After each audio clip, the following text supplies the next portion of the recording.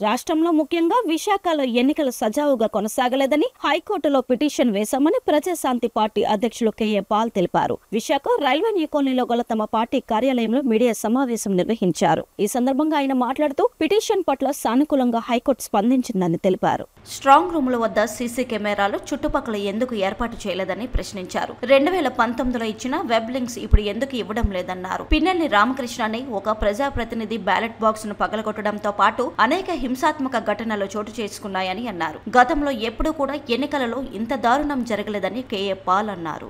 7 parliament ఒకే building లో పెడుతును, ఈవీఎంలు 4 సైడ్లు సీసీటీవీ కెమెరాలు పెడుతును, 2 వెబ్ లింక్ 33 క్యాండిడేట్లకి యుద్ధం, 4 నేను వెళ్ళేటప్పుడు కొంతమంది మీడియా రిపోర్టర్స్ని తీసుకెళ్ళి చూపిద్దును, 4, 5 అప్పుడు ఎవరు ఎక్యూజ్ చేయరు కదా మిమ్మల్ని. ఎక్కడున్నాయి?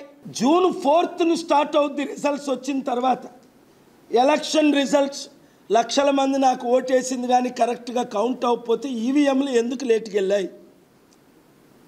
సంతలో మోసినట్టు అందరూ ఎందుకు మోసారు? మేము వీటి చూసాం.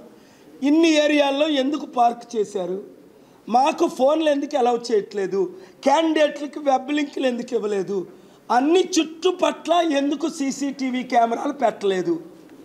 కావలసినన్ని ఎవిడెన్స్. సీసీటీవీ కెమెరాలు స్ట్రాంగ్ రూమ్లకే లేవంటే ఇప్పుడు బూత్ 6 గంటలకి ఓట్లు అయిపోయినాయి, 7 గంటలకి ఏజెంట్లు వెళ్ళిపోయారు. వెళ్ళిపోయిన తర్వాత ఎవరున్నారు అక్కడ? 7 నుంచి 12:30 దాకా ఇక్కడికి మొయ్యడానికి ఈ బిల్డింగ్ నుంచి బస్సులోకి ఈవీఎంలు తేడానికి 7 గంటలు పట్టిందా? మనం అలౌ లేదు. ఎవరు అలౌడు? వాళ్ళే. Local police, state police, CRPF officers. వాళ్ళు ఎవరైనా నమ్ముతున్నారా? పోలు తీసుకోండి మీరు. 99% మన తెలుగు ప్రజలు వీళ్ళు నమ్ముతారు ఈ దొంగల్ని. నేను నమ్మట్లేదు, మీడియా మీరు నమ్మట్లేదు, వాళ్ళు నమ్మట్లేదు.